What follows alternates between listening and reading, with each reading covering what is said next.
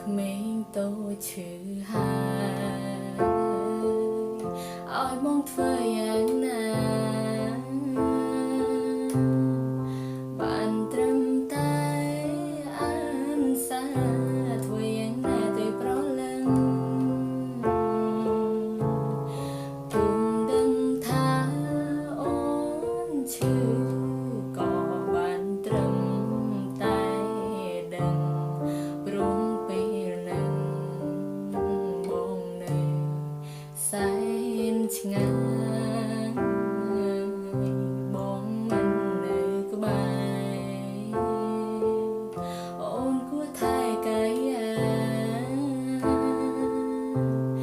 ញ៉ាំបាយឲ្យទៀងណាថែរក្សាខ្លួនផងបើសិនអូនទុំនេនឹកដល់បងផងព្រោះបងនឹកអូនគ្រប់វេលាទោះបីបងនៅឃ្លាតឆ្ងាយកាយតែឆោមឆាយជឿបងណាអូនបេះដូង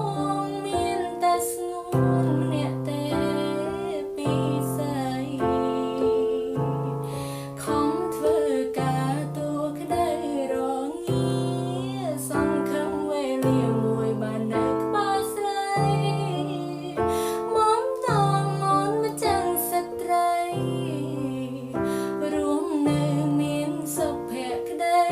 នៅក្បែររូបអូ